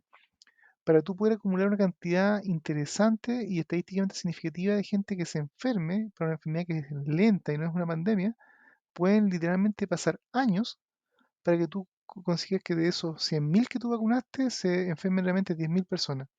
Y ese tal vez es un punto que tú dices, ya, con 10.000 personas que se enfermaron, en los siguientes 5 años de estar probando tu vacuna en fase 3, tú puedes ahora finalmente detener la prueba y abrir los sobres donde decían ya, estas 5.000 personas que se vacunaron, veamos quiénes eran. Si la vacuna no tiene ninguna efectividad y tú hubieras vacunado a 50.000 con placebo y 50.000 con una vacuna que no funciona, lo que uno terminaría encontrando que estos 10.000 que se enfermaron probablemente van a estar repartidos literalmente en 5.000 que no tenían vacuna y 5.000 que sí. Por lo tanto, la vacuna no hizo ninguna diferencia. En cambio, si es que en realidad la vacuna sí funciona, va a esperar que la cantidad de personas que se vacunaron y se enfermaron sean pocas, tal vez unas 300 personas, y las otras 4.000 o las otras 9.700 eran personas no vacunadas. Y eso muestra que la vacuna es muy efectiva. Eso justamente en una enfermedad que es lenta puede tomar justamente años en lograr esos números para poder hacer la comparación. En plena pandemia, donde estamos teniendo cientos de casos diarios de gente contagiada y cientos de casos diarios de personas que están O sea, siendo ojo, reportadas, muertos son miles de y contagiados. muertos además, claro, y miles de contagiados, encontrar entonces una masa crítica de personas vacunadas y una masa crítica de personas que se enfermaron para ver justamente los números finales, te demoras no meses, ni años, te puede demorar semanas. Y esa es la gran apuesta, entre comillas, de que todas estas vacunas que tenemos hoy en día pasaron las fases uno y 2 de seguridad, en que se vio que la gente las toleraba sin efectos secundarios excesivamente peligrosos y nadie murió en esa fase, digamos. Y las fases 3 pueden ser rápidas y por eso podemos tener vacunas dentro de meses. Pero en este caso los cubanos, por lo que reporta BBC justamente, ellos están en esta fase 3 donde deberían ver si sus vacunas efectivamente funcionan. Aún no las han terminado esta fase, por lo tanto aún no saben si funciona y ya están vacunando como si funcionara. que puede ser una apuesta arriesgada y si tienen suerte, y por eso yo decía, les deseo que ojalá sus vacunas sean exitosas, que ojalá funcionen, porque significa entonces que apostaron y ganaron. Lo triste justamente va a ser si en realidad la eficiencia de la vacuna es baja o muy baja, porque en ese caso es, como decía también Luis, un despilfarro y lamentablemente puede causar una falsa sensación de seguridad. Oye, yo me vacuné, así que justamente la gente se siente más segura de salir porque tengo una vacuna que de verdad a posteriori se podría averiguar que en realidad no tenía una efectividad realmente suficiente para poder garantizar que la gente esté segura. Ese es el riesgo que yo creo que está en juego. Sí, bueno, de hecho, me Oye, acuerdo cuando recién partieron con Sinovac acá en Chile y habían puesto la primera dosis, se la habían puesto a un asilo de ancianos y justo tuvieron un brote. Y lo que habitualmente había ocurrido en algunos asilos que se habían muerto todos, acá no se murió ninguno. Entonces, o creo que solo uno, no me acuerdo, pero Murió una sola persona y era una, una señora que no estaba vacunada, eso fue acá. lo cual fue como aún más paradójico. oye, en todo caso, hay un tema que tú tocaste, Lucho, que es el tema ético, ¿ah? Y bueno, es bien complejo el tema porque aquí hay varios países que están pasando por problemas, entre comillas, éticos. Por ejemplo, no sé, pues está el caso argentino, ¿no es cierto? Que el caso argentino se amarraron con la vacuna esta Sputnik V y al parecer los rusos no tienen una fabricación así por millones y le habían llegado muy pocas vacunas. Y bueno, están resolviendo el tema trayendo la fábrica, o sea, trayendo los componentes para fabricarla aquí en Argentina, porque los tipos están súper atrasados, o sea, en cuanto a vacunación están tremendamente atrasados. Y también que eso también pues, es complicado porque los señores argentinos se jugaron solamente con esa vacuna. Entonces, eh, por un lado es súper bueno, digamos, de que acá se haya apostado prácticamente por todas las vacunas y las tengamos acá. De igual forma, en Brasil pasó algo similar. Pues en Brasil, Bolsonaro lo que quiere es no tener la vacuna china, la vacuna Sinovac, no la quiere tener. Y ahí también le ocasiona el mismo problema, porque al parecer, las únicas personas, los únicos seres humanos que logran producir por millones y millones de vacunas, en este caso son los chinos y todos los demás, la Pfizer, la AstraZeneca, Moderna, todas las demás vacunas han tenido serios problemas de producción. De hecho, por ejemplo, las europeas no tienen problemas en Europa mismo. Bueno, ahí la escala china pasa la cuenta a favor de ellos, ¿cierto? Siempre producen todo pensando en miles de millones. Entonces, estos son apenas, no sé, una duplicación de la capacidad de producción. No es tanto más. Impresionante estos chinos. Sí. Oye, volviendo a otro tema que tocamos en el último capítulo, en el cual analizamos las declaraciones de esta influencer de Instagram, si no me equivoco, Catalina Vallejos, que entregó una serie de motivos por los cuales ella no se iba a vacunar contra el coronavirus. Creo que es justo y necesario que ahora en este capítulo la celebremos, ¿cierto? Porque hizo una serie de declaraciones, o más dicho, declaró una rectificación de las cosas que ella había dicho, que recibió críticas por todos lados. Y pues, me imagino, y nosotros inclusive, ¿cierto? No todas precisamente simpáticas, que ella participaba en un programa Calle 7. Y dentro de muchas cosas se dijo esto de que decía que ella no se vacunaba porque sus defensas eran muy fuertes, entendió que nunca le había tomado el peso que debía la enfermedad, que, que si bien no siempre fueron críticas de lo más simpáticas, algunas quizás bastante fuertes, ella tuvo la actitud de quedarse pensando de las cosas que le dijeron. Hubo artículos en medios de comunicación que hacían notar cuáles eran los motivos científicos por los cuales ella estaba equivocada. Y creo que un acto muy noble de ella es que reconoció públicamente que se equivocó. ¿Ya?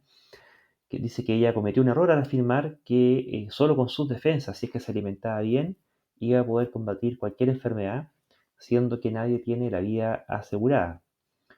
Y añade que de todas formas ella trata de promover una vida saludable entre sus seguidores, porque obviamente dicen no es inmortal, pero cree que ese es el camino para reducir los riesgos y enfermedades a los que estemos expuestos. Una frase que dice es que entre tanta información de un lado y del otro, se confundió. ¿Qué podríamos decir respecto de esto, muchachos?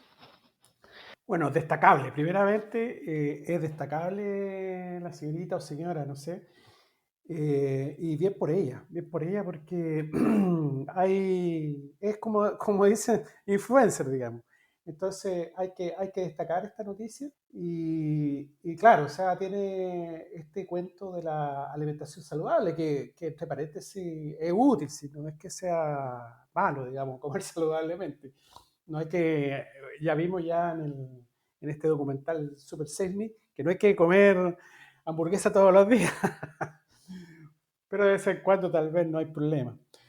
Claro, indudablemente uno tiene que tener un estilo de vida saludable, deporte, qué sé yo, pero generalmente ese estilo de vida va de la mano con este tipo de enfermedades crónicas, como en el programa pasado, va con estas enfermedades crónicas como la diabetes, la presión alta, la obesidad, digamos, tener una vida con una buena alimentación y practicar deporte regularmente, por supuesto, o sea, uno no va a tener ese tipo de problemas. Por lo tanto, desde ese punto de vista, es un buen consejo. Pero claro, hay otras enfermedades que no son por ese tipo de cosas, sino que son por virus, bacterias, etcétera, etcétera, o por genética, no sé, y que ya ese tipo de cosas no, sencillamente no corren muchas veces. También quería hacer notar que, bueno, ella como influencer, este tipo de reconocimiento lo hace público, ¿ya? Y ella tuvo la dignidad de equiparar el nivel de publicidad de su errata en comparación con el nivel de publicidad que tuvo su primer error, ¿ya? Y es una cuestión que es bastante noble, creo yo, en ella, reconocer un error, darse cuenta, haber estado abierta a revisar los argumentos. En ese sentido me parece una chiquilla ejemplar, yo realmente la felicito. Y quería hacer un par de casos también de ciertas declaraciones que hicieron otros personeros públicos. Que, bueno, claro, que una cosa es que ella es una influencer, así que las cosas que ella dice, y esto es súper importante en temas comunicacionales, que es un tema que hemos tratado acá, y es que el hecho de que las cosas sean expresadas en los medios de comunicación nunca es inocuo, porque siempre hay gente que está queriendo aprender o está buscando aprender o se va a encontrar con ciertos conceptos por primera vez y los va a aprender y va a estar más propensa a aprender aquello que se haya estado eh, publicando, transmitiendo en el momento en que esa persona consumió esa información. Porque hay un afán de aprender, ¿sí? Y además también los medios de comunicación tienen la potestad de ser repetitivos. Y la reiteración por sí sola nos termina haciendo, nos termina metiendo en la cabeza ciertas ideas, algunas más fáciles que otras, pero no es inocuo el efecto. Entonces, la responsabilidad que cae sobre estos influencers, por mucho que estén en cuentas personales, de lo que sea que estén haciendo, por el mero hecho de llegar a mucha gente y ser, incluso llegar a ser referencia para, sobre todo para cabros más jóvenes, les cae una responsabilidad, ¿cierto? Y así como es prudente evitar ese tipo de errores, también es muy loable reconocerlo, enmendarlo. Y yo le agregaría así un tema, y es que eh, sobre todo en temas científicos y en temas de salud, o sea, hay que tener cuidado. Son temas complicados, hay que informarse bien, hay que tener un manejo de montones de elementos antes de lanzarse por la fácil, ¿cierto? Si las opiniones que uno tira son fáciles, lo más probable es que sean equivocadas sobre problemas complejos. ¿Ya? Generalmente los problemas complejos, parte de la maldición que tienen, que por el hecho de ser complejos, es que es complejo analizarlo. ¿Ya? Y por lo tanto las soluciones tienen que hacerse, la respuesta, las críticas, las afirmaciones respecto al problema, tienen que hacerse cargo de esa complejidad. Y habitualmente las afirmaciones simplonas no se hacen cargo de esa complejidad y ante un problema complejo lo más probable es que terminen estando equivocadas. Así que eso yo creo como una salvaguarda cognitiva o epistemológica general vale la pena tener en cuenta. Daniel. Bueno, yo voy a reconocer acá que en general tiendo a no sentirme muy conmovido cuando alguien se disculpa después de que en realidad es acusado o castigado. O sea, es como me da un poco la sensación de como del delincuente que dice ser o declara arrepentirse de haber cometido un crimen, pero cuando ya va esposado, siendo arrastrado por la policía. Pero es difícil saber si estaba realmente muy arrepentido o se hubiera arrepentido si nunca hubiera sido sorprendido o nunca hubiera sido recriminado por lo que hizo. Entonces, en este caso, ya, ok, esta chica en realidad, como ella misma dice, tuvo una gran reprimenda en las propias redes sociales y de mucha gente en los medios, pero sí, en todo caso, y ahí también yo estoy de acuerdo con lo que ustedes dicen, de que más allá de haber sido reprendida por muchas personas en los medios por las cosas que dijo, ella podría haberse cerrado y podría efectivamente haber negado o haberse cerrado aún más en su posición o haber buscado razones para decir por qué ella tenía la razón. Que Y es en lo que realidad, normalmente pasa. exactamente, y ahí en sentido, a pesar de que entonces como la motivación para tal vez cambiar de opinión no me parece muy convincente, porque en realidad fue porque en realidad la retaron, digamos, públicamente.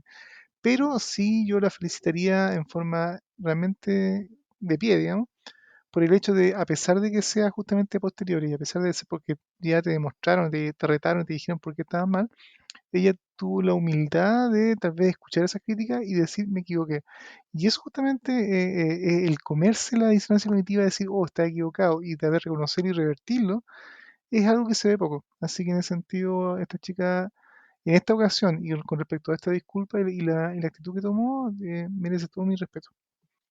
Oye, pero aprovechando este asunto, el tema de la alimentación y toda esta cuestión también pasa por un cuento pseudocientífico. O sea, no nos olvidemos de que que la alimentación es algo así como para sanarte, digamos, un cuento pseudocientífico de la India que se llama Ayurveda. O sea, en el fondo somos lo que comemos, pero en realidad el asumir que todos los problemas del universo son solamente lo que comes o que cambiar lo que comes va a cambiar cosas que no dependen de la comida es un poco caer en lo que decía Luis de simplificar a veces las cosas. De hecho, están bastante de moda muchos programas de televisión que yo he visto que tienen tintes bastante preocupantes cuando hablan de los superalimentos. Y cada semana investigan acerca de una cosa nueva, no sé, el salchichón de paine o alguna cosa extraña que no, probablemente eso no sería sano, pero algún alimento que, claro, le buscan propiedades y tiene montones de esto y lo otro, y le dan como guaraca a eso, pero en realidad sí, en realidad puede que todas esas propiedades que tiene sean reales, no se puede decir que sea mentira, pero asumir que justamente alguien que agarra la lista de los 20 superalimentos más promocionados y más populares, aunque se inventara solamente de ellos, no es necesariamente garantía de mucho, o sea, igual puede tener enfermedades, igual muchas de sus condiciones bajo previas no necesariamente se van a recuperar. Podría haber algunas mejoras, pero nada es mágico. Entonces ahí de repente hay que tener cuidado con no ser sobreoptimista respecto de ese tipo de cosas en realidad. O por lo menos no dejarse entusiasmar demasiado con que tú tienes alguna capacidad mágica, porque nada es mágico y nada es tan simple como uno quisiera. Y dato anecdótico, generalmente esas cosas que son sanas o especialmente si son populares, tienden a ser extremadamente caras y obviamente la gente común y corriente ni siquiera podría acceder a ellas. No, es que me acordé que estas ondas, digamos, de la comida y todas estas cuestiones tienen ciertas bases que es pensamiento mágico en el fondo, que por ejemplo puede ser la Ayurveda, ¿no es cierto? La India tiene una tradición, digamos, de este tipo de cuestiones. Y claro, ahí hay que yo me imagino que en estos momentos, con toda la epidemia que tienen, la deben estar aplicando ahí a ver si, contra el coronavirus, a ver si funciona. Lo más probable es que no pase nada. Por otro lado, yo mencioné el tema de las enfermedades crónicas, ¿no es cierto? Que mencioné tres cosas, que fue presión alta, la diabetes y la obesidad. Y bueno, creo que por ahí en algún momento íbamos a tocar el tema de la obesidad, que es la otra pandemia que está sucediendo en el mundo en estos momentos, en muchas partes, no en todos los países, por supuesto. Y que bueno, tiene una explicación así prácticamente genética. Nosotros tenemos así, por así decirlo, tenemos un gen ahorrador de energía, que la compartimos con casi todos los primates. Se calcula que es una mutación que debe tener, no sé, unos cuantos millones de años. De hecho, me parece que surge esta mutación de un antepasado común de todos los primates, así que es un gen que compartimos con todos los primates. Y es en el fondo eh, que tenemos así como un interruptor, digamos, que con niveles altos de fructosa hace que acumulemos grasa. En algún momento de nuestra historia, hasta no hace tan poco, digamos, esto era muy útil porque el primate, o en general todos los animales, no comen todos los días. Entonces, de alguna manera tenía que existir alguna manera de almacenar energía. Entonces era muy útil, pero en estos momentos, no sé, los últimos 100 años que estamos viviendo en un mundo donde ya hay más abundancia, esto ha generado un problema grave. Un matiz que quería hacer respecto a lo que esta chiquilla plantea o le ocurrió, y es que la avalancha de críticas fue la que la hizo ciertamente eh, hacer un cambio de curso. ¿Sí? Y claro, aquí nunca vamos a saber sus motivaciones profundas, de si acaso qué fue lo que ocurrió. Simplemente está pidiendo disculpas porque para que no la sigan criticando, o si es que acaso a propósito de las circunstancias de intensa crítica en las cuales ella habría por lo menos se habría abierto a por lo menos a expresar una opinión distinta, pudiera eventualmente haber llegado a la genuina convicción de que está equivocada, ¿no? Respecto de las vacunas, esto de las vacunas, todo el tema nutricional es un cuento aparte, que ella tiene otro tema con eso, ¿ya?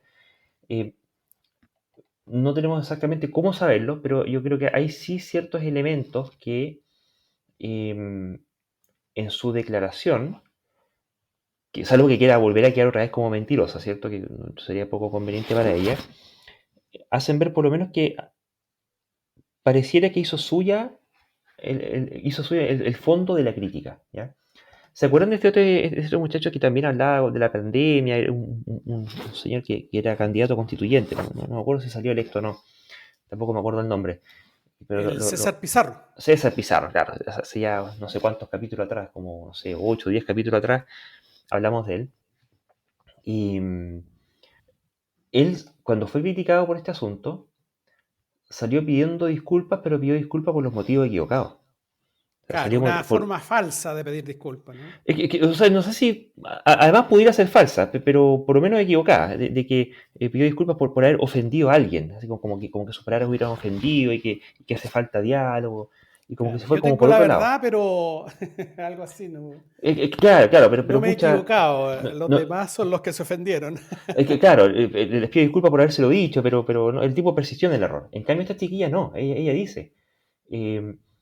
ella dice que se equivocó, se equivocó y dice específicamente respecto a qué afirmaciones se equivocó y cuál vendría a ser la alternativa correcta, ¿cierto?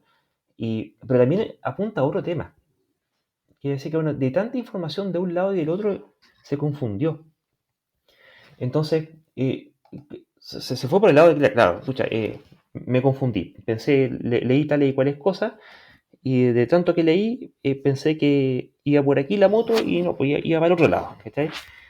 Entonces, incluso aquí tenemos un atisbo de cuál sería la causa de ese error, ¿sí? Y ciertamente, o sea, nosotros también leemos un montón de cuestiones y también leemos cosas antivacunas, ¿cierto? El tema es que sabemos para dónde va la moto y en realidad uno lo lee más bien como un ejercicio de escepticismo, ¿cierto? Pero si no tienes el bagaje para poder enfrentar ese asunto, efectivamente lo que ocurre es que aquí tenemos a alguien que en su momento, teniendo y apuntando y aspirando a los ideales de vida sana, alimentación sana y vida saludable, quiso aprender, quiso informarse, buscó con los medios que tuvo, se encontró con lo que se encontró y sabemos con qué nos encontramos si uno busca estos temas, aprendió, el tema es que aprendió la versión incorrecta, ¿ya? Entonces, Bueno, es delicado, ella es una víctima de la desinformación. claro, bueno, hemos tocado, creo, este tema y bueno, aquí es vital el tema de la educación. el tema, o sea, lo que pasa es que la escuela, yo creo que la enseñanza del colegio hay que reformarla completamente. O sea, eh, para que las personas lleguen a discriminar este tipo de cosas. ¿Ah? O sea, yo en algún momento dije que enseñar ciencia no es tan solo eh, enseñar, digamos, fórmula o cosas por el estilo, no, no es eso. O sea, enseñar ciencia es algo así como enseñar pensamiento crítico, es enseñar a dudar, en el fondo. Eso es lo que uno debería primero hacer, digamos. Bueno, y ahí es donde nos pasa la cuenta y lo que siempre hemos mencionado en este programa. No sé si, Daniel, si querías agregar algo. En general, yo diría que el hecho de que las personas puedan ser víctimas de desinformación es una cosa que yo creo que nadie está libre.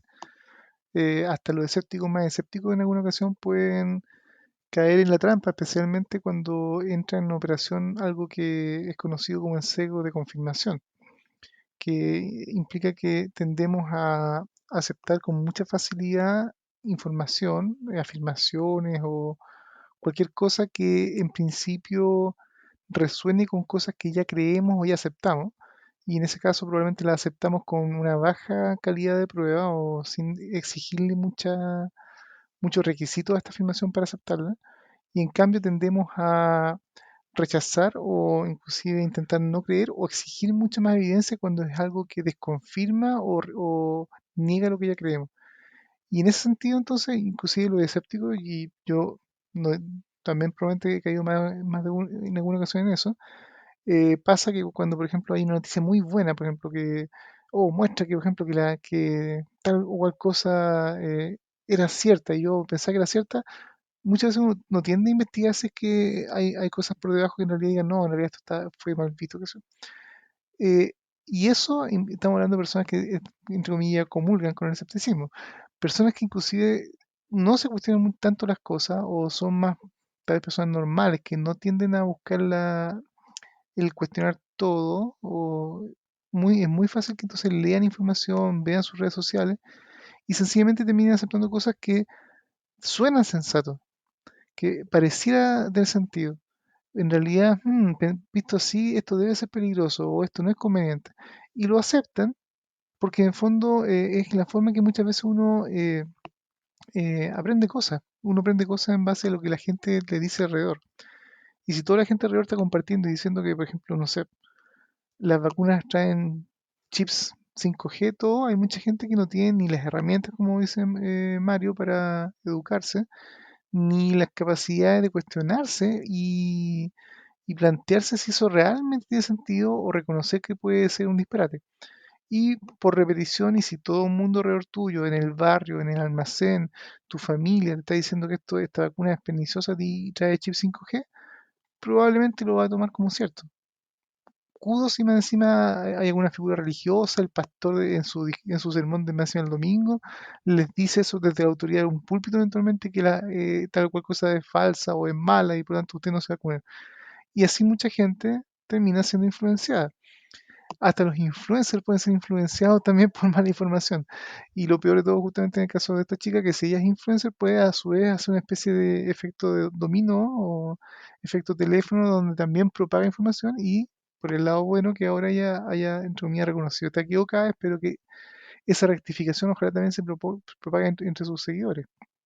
Pero es un tema complejísimo y ahí donde justamente las herramientas de pensamiento crítico, como dice Mario, el entender cómo funciona la ciencia, y no solamente ni el de trivia, yo obviamente hago la crítica que lo que uno ve, inclusive por mis propios recuerdos de cuando yo fui escolar, el nivel de ciencia que uno estudiaba en el colegio, en el liceo, era más bien de trivia, de saber tales hechos, digamos. Es un hecho que la tierra es redonda, es un hecho de que hay gravedad, es un hecho tal cual cosa, y uno tenía que responder la prueba respecto a esos hechos, o es un hecho que tal fórmula es así, y te enseñan a usarla, pero nunca te explicaban por qué funcionaba así o cómo se descubrió y cómo sabemos que esa fórmula efectivamente es así.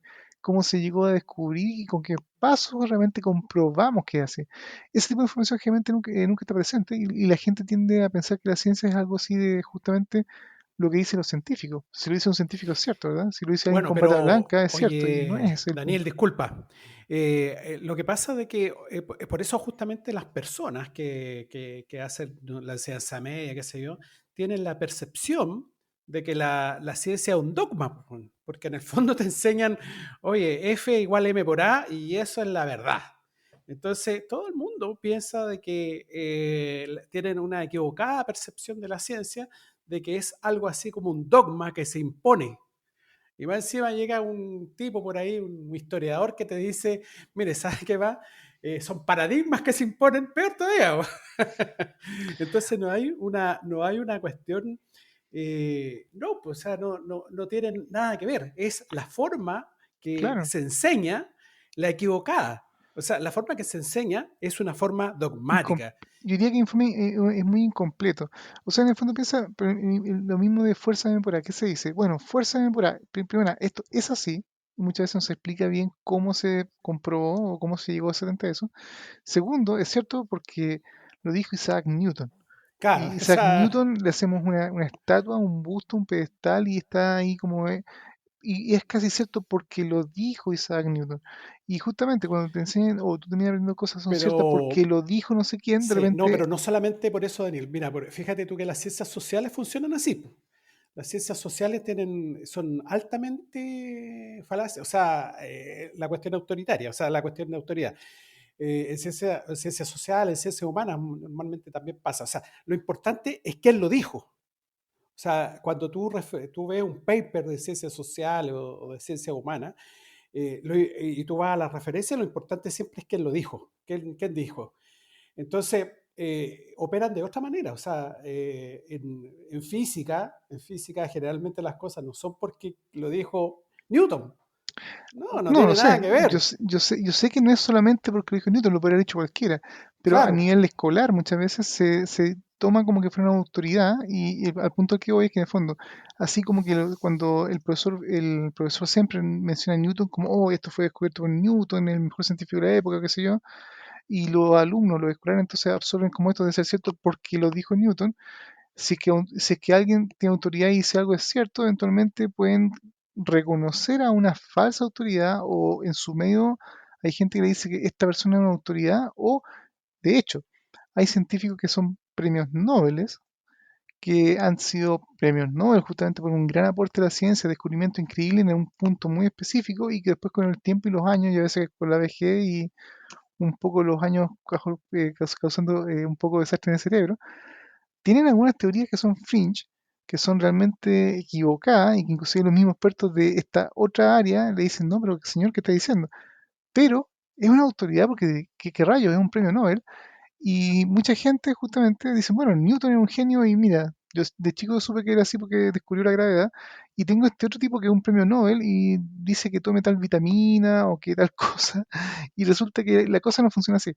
Entonces, es todo ese tipo de vicios, justamente, desde los sesgos o malos razonamientos, son la parte que yo diría que en ciencia en la escuela faltan. O sea, yo no diría que esté mal, digamos, está bien saber las fórmulas, está bien entender muchas de esas cosas, está bien que te expliquen cómo funciona el mundo, pero yo creo que las explicaciones se quedan cortas y yo creo que ni el sistema escolar ni los mismos profesores están preparados para enseñar de forma más amplia lo que es ciencia para que la gente aprenda a pensar científicamente y a entender cómo son las cosas científicamente y cómo se llega a ellas. Eso yo creo que es el gran debe que tenemos como sociedad a nivel mundial. Bueno, por eso te digo, y yo creo que eso pasa fundamentalmente porque se enseña en forma dogmática.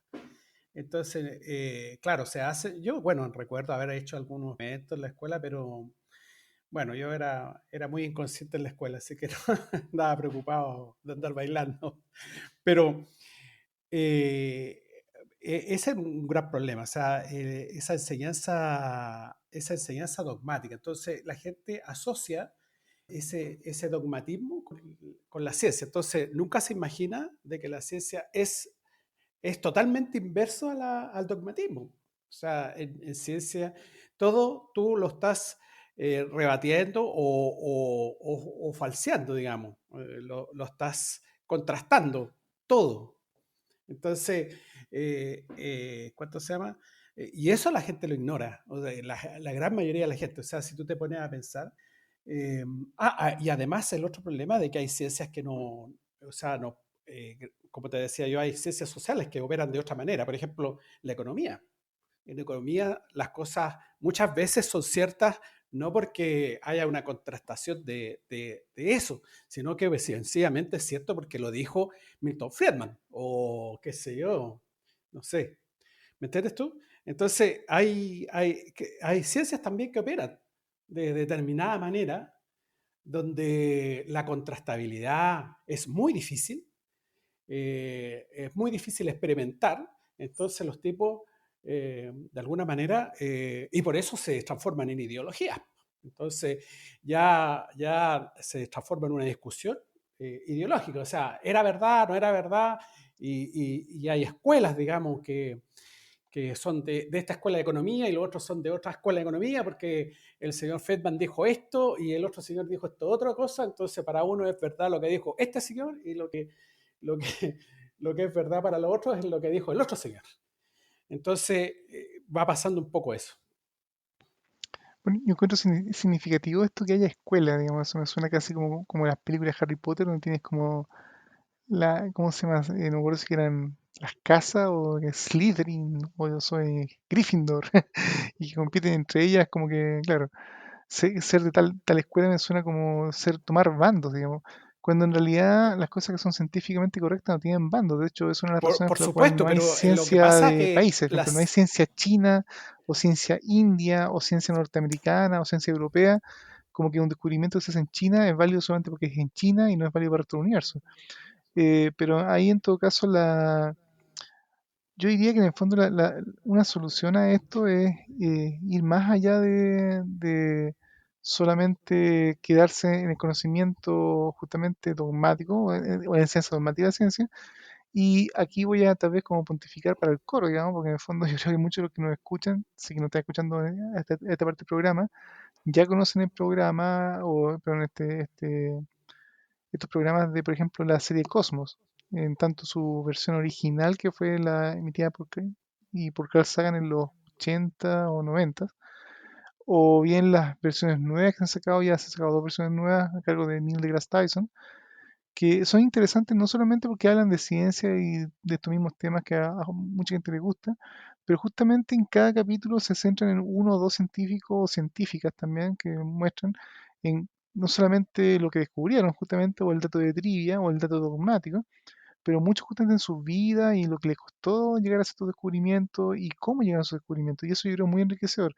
Y por lo mismo, mucha gente que nos está escuchando probablemente dice, sí, yo ya lo vi, digamos, y sí, es genial, pero yo creo que es interesante de promover para que a lo mejor ese tipo de programas lo vean muchas veces con su familia, si tienen hijos, si tienen sobrinos, familia. Yo creo que es interesante sentarse a ver ese tipo de programas o recurrir justamente a literatura o todo tipo de programas de divulgación científica, que es donde justamente no solamente se describen inclusive muchos descubrimientos más recientes, sino justamente se explican y se entienden cómo se llegan a ellos. Y eso yo creo que es esa parte que trasciende justamente las fórmulas solamente y los datos del libro que había que memorizar justamente para responder bien la prueba.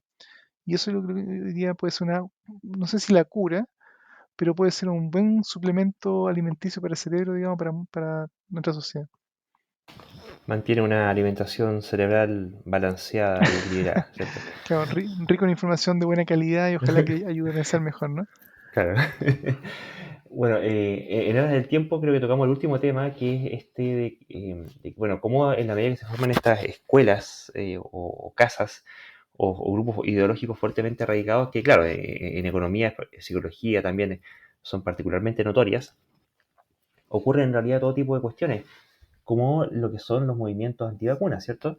Que donde posiblemente buena parte quizás de la información que esta muchacha consumió fue finalmente emitida, inventada, fabricada por este tipo de proselitistas del engaño.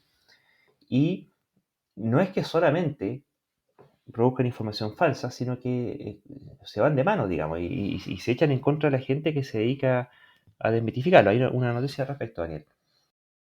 Bueno, respecto al tema de la información y la desinformación, hay que reconocer que así como hay buenos divulgadores científicos, recientemente, en el último año, año y medio, ha habido gran actividad de las personas que se dedican a hacer lo que se llama en el mundo anglosajón debunking o refutaciones de informaciones falsas que justamente populan por las redes sociales, en internet, Facebook, qué sé yo, y todo este tipo de cosas. Y estas personas, hay muchas páginas, inclusive en español, bastante interesantes, están activamente recopilando y intentando encontrar fuentes y comprobando y verificando y eventualmente refutando toda esta información es falsa.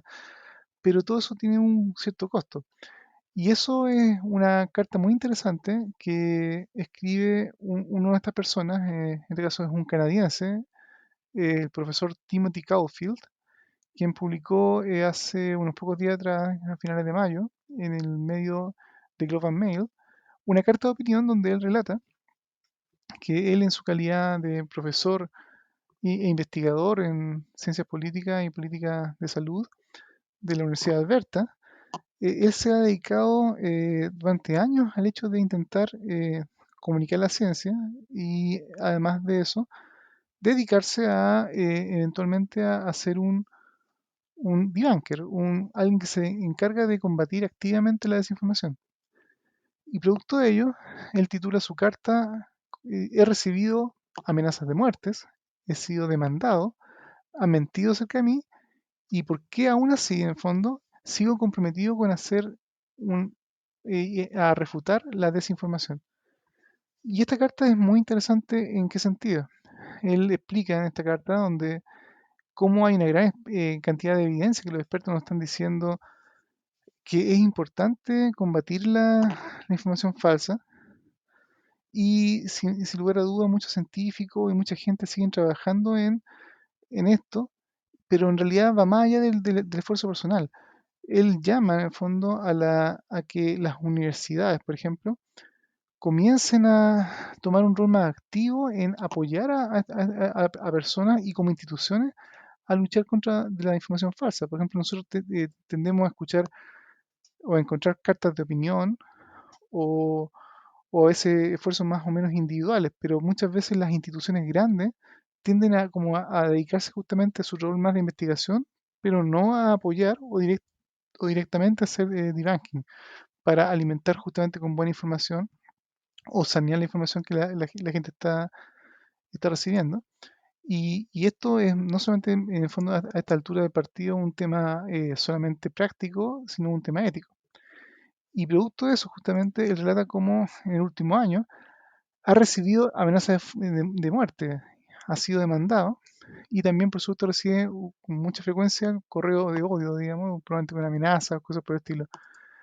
Y una cosa que es interesante, él cita algunos estudios de 2021 que aproximadamente un cuarto de los doctores han recibido amenazas o ataques en los medios sociales, especialmente si es que están más expuestos justamente en defender cosas como las vacunas, y eso además se aumenta si es que son mujeres, por ejemplo, lo que muestra que también la misoginia es otro agravante a este tipo de actitudes.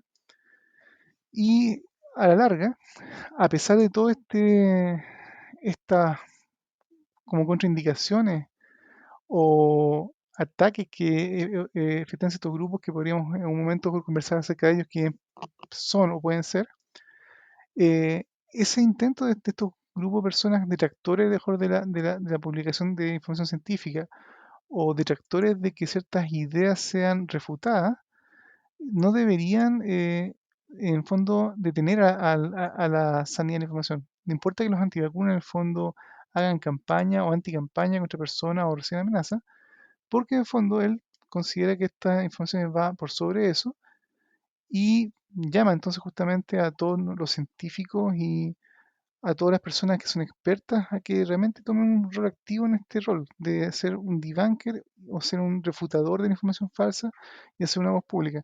Y acá, casi al cerrar su carta, él dice una frase muy interesante que voy a intentar traducirla en tiempo real acá, eh, que en el fondo él indica, dice, yo soy de piel dura, en el fondo, estoy acostumbrado a que me odien y básicamente lo más importante es que las voces expertas tienen que ser escuchadas y tienen que ser apreciadas y tienen que ser, ofrecerse soporte para su trabajo. Y en el fondo, si tenemos expertos que tienen un conocimiento profundo en los temas que, que hay que tocar para luchar contra un mar de desinformación que está en la cultura popular, si no son estos expertos los que son capaces de atacar y contrarrestar la desinformación, sino quiénes. Así que este es un llamado, yo diría, una carta que yo creo que debemos exigir a nuestros expertos, justamente. Hablábamos de estas 30 organizaciones científicas que en este caso han mostrado su preocupación por la forma en que el gobierno está tomando decisiones, quieren ser escuchados.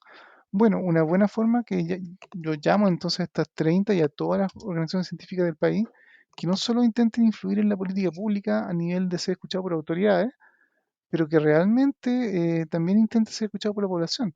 Y una forma es justamente que en sus ámbitos de estudio vean la información falsa que están circulando y hagan un trabajo en paralelo a la investigación, en paralelo a la ciencia remunerada eventualmente que ellos se dedican, de luchar con la desinformación, contra la desinformación y ayudar a propagar información sana, que nuestra sociedad lo necesita realmente en forma desesperada. No sé qué opinan, chicos.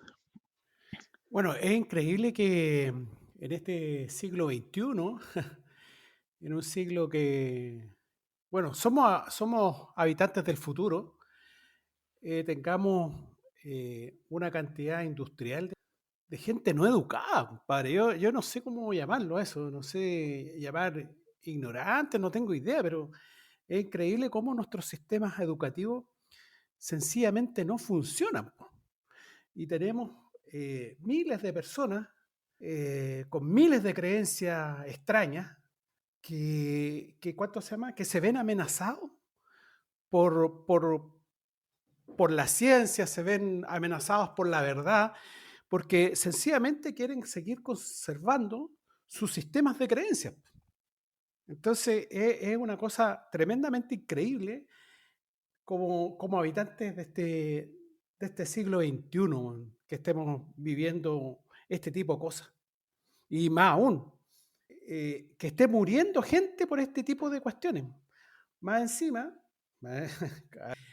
eh, elegimos autoridades que nos gobiernan que son de esta misma manera. Tenemos ahí este señor Trump, este señor Bolsonaro, o sea, gente absolutamente, justamente increíble la ignorancia científica, apegado a dogmas y a ideologías.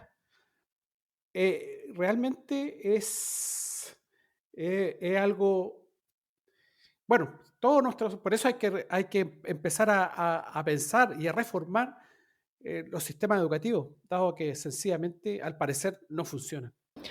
Bueno, nos quedamos entonces, yo creo, con esas palabras de cierre, tanto de, de este clamor, ¿cierto?, por la necesidad vital que hay de mejorar la educación, como con el llamado a justamente quienes detentan el conocimiento experto a participar de la difusión de ese conocimiento y de el combate a la desinformación. Así que esperemos que vaya mejorando y bueno, este podcast busca colaborar un poco en ese sentido. Así que muchas gracias muchachos por su participación, Mario, Daniel.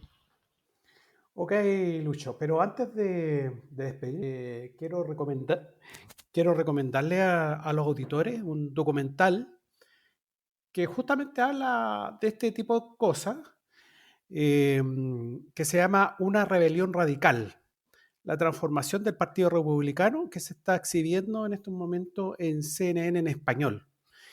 Y de alguna manera, este documental nos da luces de un montón de problemas que estamos teniendo con este tipo de gente absolutamente, bueno, primero parece que no pasó por la escuela, primera cosa, y que se adhiere a dogmas y ideologías que son absolutamente trastornadas y que en el fondo son un atentado a las sociedades democráticas. Entonces, para los que puedan verlo, es un buen documental, se llama Una revolución radical, la transformación del Partido Republicano, y lo están dando en CNN en español. Y un saludo a nuestros auditores, y será hasta otra oportunidad. Y recordarles que se sigan cuidando, porque en estos momentos las infecciones estamos batiendo récord, ya no es una ola, sino que es un tsunami. Y si usted se anda por ahí exponiendo, tiene altas probabilidades de caer a una UTI, y si lo llegan a entubar, tiene, sus probabilidades de muerte son altísimas. Así que cuídese. Bueno, también me despido. Un placer haber compartido el micrófono con usted, con Luis Mario. Y un saludo a todos nuestros auditores y también me sumo al consejo de cuidarnos todos para lograr capear esta gran ola que nos está batiendo con el COVID, pero en la protección de cada uno es un gran arena para vencer la pandemia. Así que un abrazo y cuídense mucho. Bueno, muchas gracias a todos los auditores por su paciencia y como siempre nos estamos viendo en redes sociales y por nuestra página web. Hasta pronto.